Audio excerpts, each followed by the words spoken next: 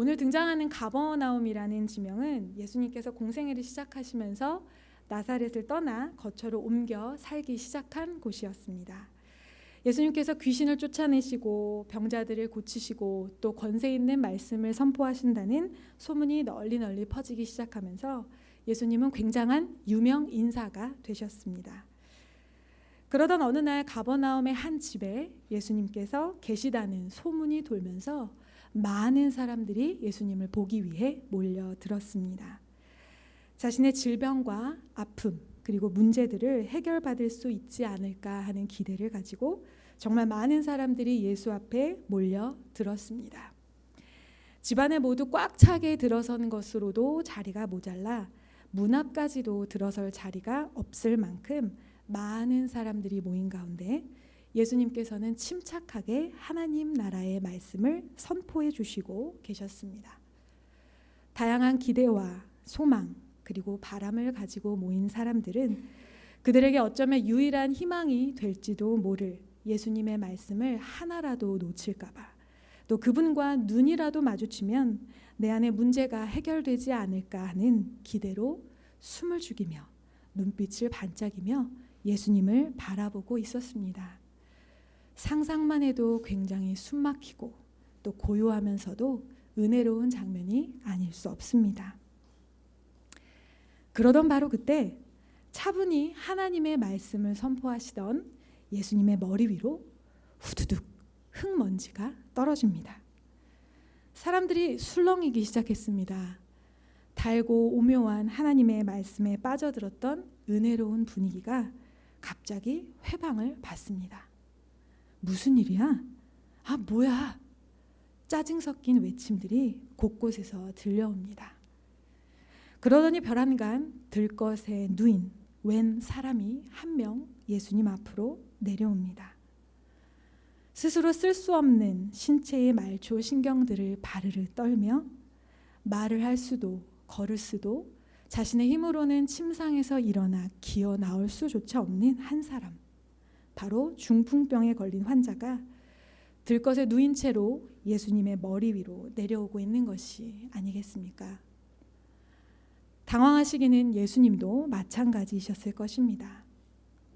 이게 어찌된 일인가 위를 올려다보시는 예수님의 시선에 구슬땀을 흘리며 서로 호흡과 속도를 맞추어 조심스럽게 중풍병에 걸린 친구를 내려보내고 있는 4명의 사람들이 들어왔습니다.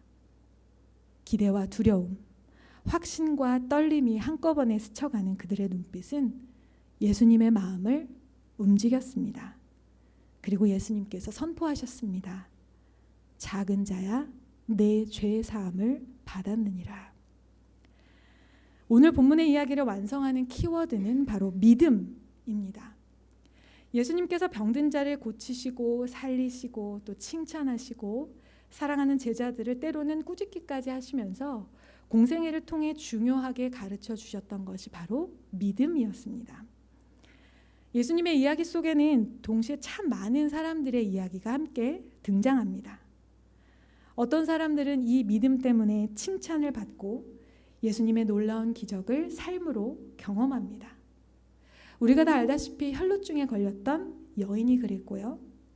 하인의 병을 낫게 해달라고 예수님 앞에 무릎을 꿇었던 이방인 백부장이 그랬으며 귀신 들린 딸의 문제를 예수님 앞에 가지고 나왔던 가나안 여인이 그랬습니다. 반면 어떤 사람들은 이 믿음 없음으로 인해 예수님께 꾸중을 듣기도 했습니다. 갈릴리 호수 한가운데에서 큰 광풍을 만나 두려워 떨었던, 또 예수님께서 분명히 능력을 주셨음에도 한 아이에게서 귀신을 쫓아내지 못했던 제자들이 그랬으며 예수를 보고 무리를 걷다 곧 바다를 보고 두려워 물에 빠졌던 베드로가 이 믿음 없음으로 인해 예수님께 꾸중을 들었습니다. 예수님을 만나고 알고 그분 곁에 있다고 해서 모든 사람들이 다 예수님이 베풀어 주시는 기적을 경험하는 것은 아니었습니다. 기적을 삶으로 담아내고 경험했던 사람들이 있었는가 하면 그저 눈앞에서 일어나는 기적을 구경하기만 해야 했던 사람들도 있었던 것입니다. 나의 믿음은 또한 우리의 믿음은 어떻습니까?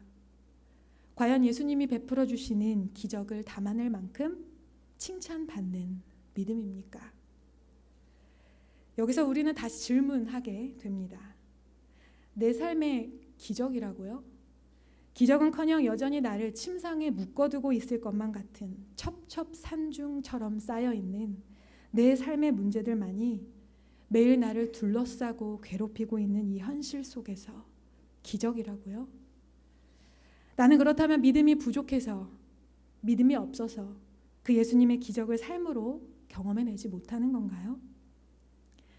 만약 이런 생각이 우리 가운데 들고 있다면 우리는 지금 이 본문 속에서 예수님을 주로 고백하지 못하고 알지 못하고 예수님을 오해했던 당시의 서기관들과 같은 오해를 하고 있는 것입니다. 저는 오늘 이 중풍병자와 내 사람, 내 친구들의 이야기를 통해서 우리가 함께 고민해야 할 두 가지 주제, 기적을 담아내는 믿음은 과연 어떤 믿음인지, 그리고 내 삶에 예수님께서 베풀어 주시는 기적이 과연 무엇인지를 함께 나누어 보고자 합니다. 오늘 본문 속 중풍병자를 살려낸 믿음에는 특별한 수식어가 하나 붙습니다. 바로 그들의 믿음이라는 말입니다. 중풍병자가 치유되는 이 사건의 시작은 그를 이곳까지 끌고 나온 이들의 믿음과 중보에서부터였습니다. 이를 더 확실히 이해하기 위해서 우리는 당시 사람들이 중풍병자에 대해 어떤 인식을 가졌는지를 살펴볼 필요가 있습니다. 당시 유대인들은 육체의 질병을 죄의 결과로 생각했습니다. 지난 시간 우리는 레위기를 묵상하며 하나님께서 여러 정결법들을 통해 우리 육신의 건강함과 정결함을 얼마나 중요시 여기셨는지 알 수 있었습니다. 그 율법이 유대인들의 삶에 적용이 되면서 질병 자체를 죄악의 결과로 여기는 인식이 생겨나게 된 것입니다.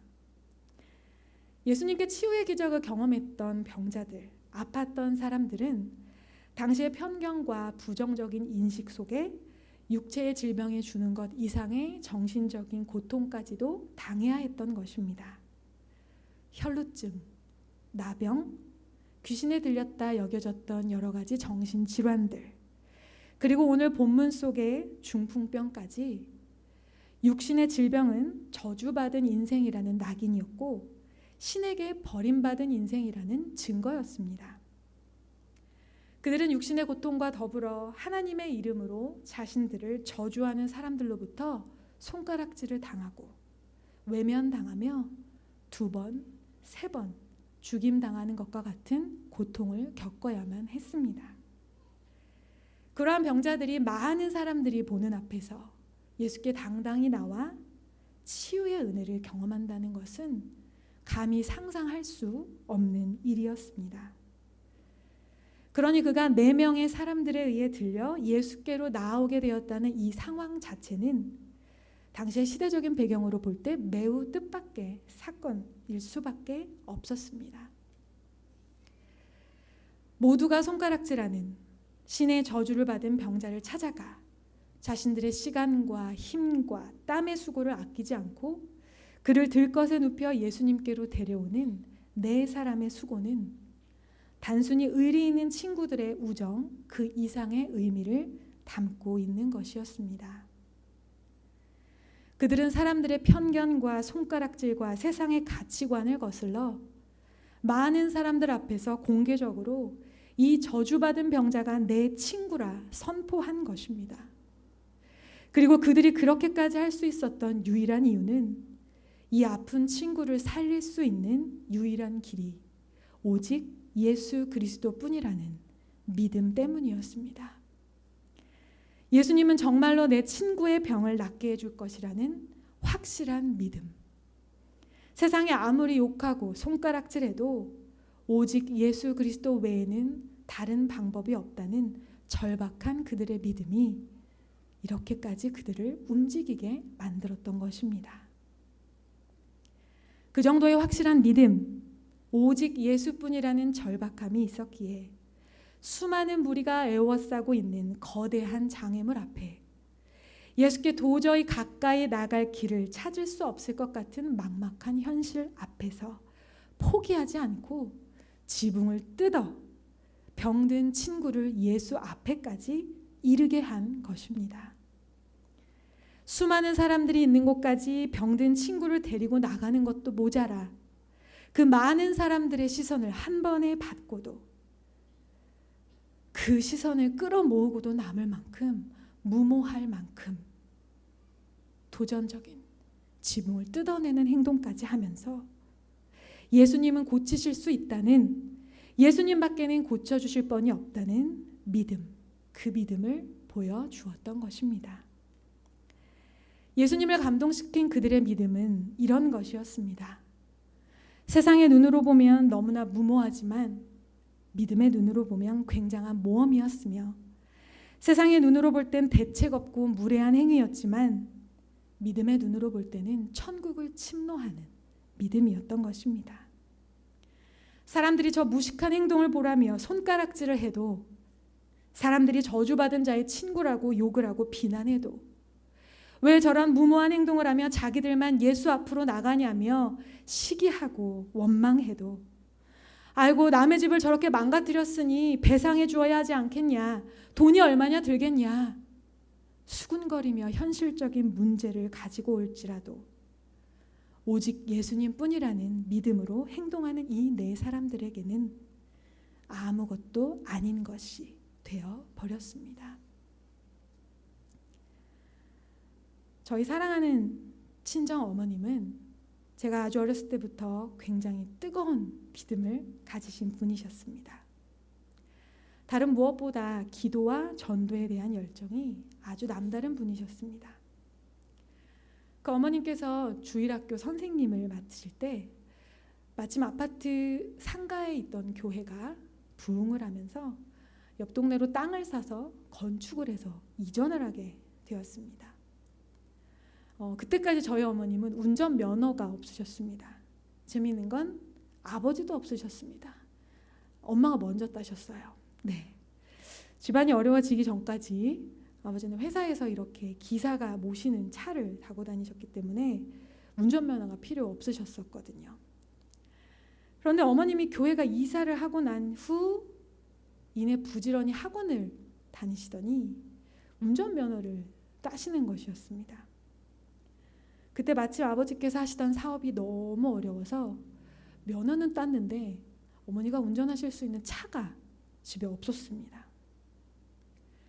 제 기억 속에 저희 어머니는 아주 지극히 현실적인 문제들까지도 하나님 앞에 바리바리 다 싸들고 나가셔서 밤을 새워서 기도하시는 분이셨습니다. 그러니 어머니께서 이 문제를 가지고 하나님 앞에 나가실 수밖에 없었겠죠. 하나님, 차가 필요합니다. 차를 주세요. 저는 어머니의 기도가 너무 좋았습니다. 하나님 빨리 응답해 주셨으면 좋겠다고. 어린 마음에 집에 차가 있으면 얼마나 좋을까 기대하는 마음이 있었던 거죠. 그러다 어느 날 정말로 친척분께서 마침 차를 바꾸신다고 하시면서 더 이상 필요 없게 된 그 차의 모양과 실루엣이 아직 저는 생생하게 생각이 납니다. 연하늘색 포니 엑셀이었습니다. 편의점에 알아요? 모를 텐데. 네, 포니 엑셀 차를 저희 집에 주신 거예요. 저는 어머니께서 이렇게 현실적인 기도를 밤을 새워 하시면서 응답받는 것들을 종종 보곤 했습니다. 할렐루야, 세상에 우리 집에 차가 생겼어요. 어린 마음에 너무너무 좋았습니다. 그런데 어머니께서 이렇게 차가 생기시고 면허를 따시고 아직 초보이신데 운전도 미숙하신데 이 차를 가지고 가장 먼저 하셨던 일이 무엇이었냐면 이 차를 가지고 원래 교회가 있던 그 아파트 단지를 쭉 도시는 것이었습니다. 아침마다 주일 아침마다 이 단지를 쭉 돌면서 주일학교의 아이들, 교회가 멀어져서 스스로의 힘으로 교회를 나올 수 없는 아이들의 집 앞에서 그 아이들을 쭉 태워서 교회로 데려오는 일을 하기 시작하시는 거였습니다. 나중에 어머님께 여쭙죠. 엄마, 그때 왜 그렇게 갑자기 면허 따고 차달라고 하나님한테 기도하셨어요. 어머니께서 말씀하셨습니다. 애들 좀 태워다 나르려고 그랬지. 우리 주일학교에 애들 못 나오게 될까봐 두려워서 그랬지. 라고 말씀하시는 거였습니다. 차를 달라니요.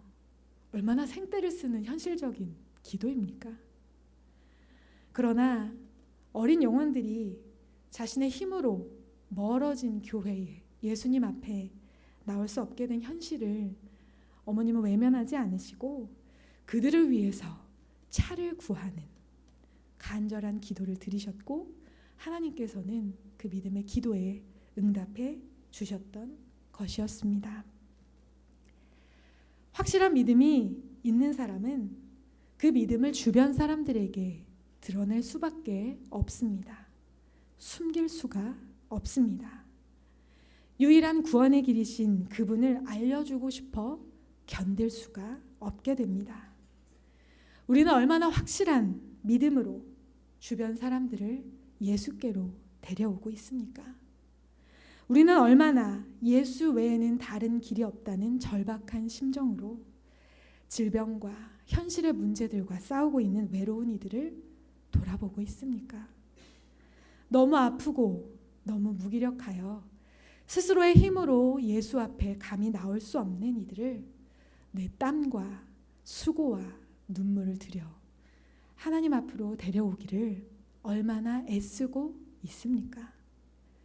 예수를 찾을 게 아니라 현실적으로 문제를 해결해야지 라며 조언하고 핀잔 주는 세상 앞에서 자기 스스로 하나님하고 해결해야지 라며 모른 체하고 외면하는 주변의 시선들 속에서 얼마나 당당하게 오직 예수 그리스도만이 유일한 구원의 길이심을 선포하며 그들을 주께로 인도하고 있습니까?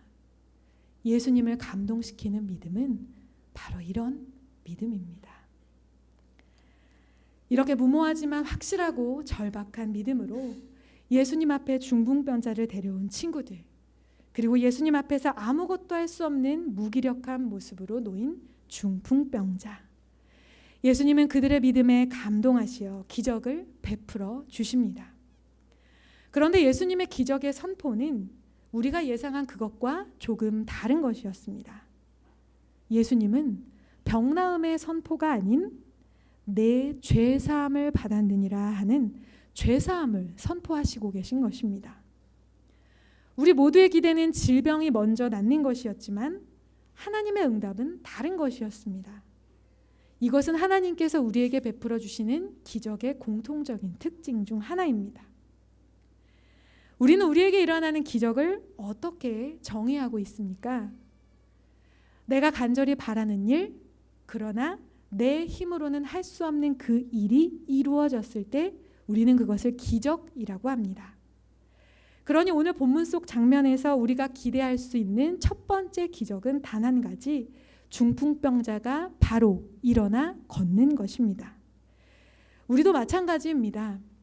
다양한 기도의 제목과 바람들을 가지고 하나님 앞에 나오지만 하나님의 응답은 뭔가 항상 다른 것 같이 느껴질 때가 있습니다. 그것은 하나님의 관심과 우리의 관심이 다르기 때문입니다. 또한 그것은 하나님의 우선순위와 우리의 우선순위가 다르기 때문입니다. 우리의 관심은 지극히 현실적인 문제들에 매여 있습니다.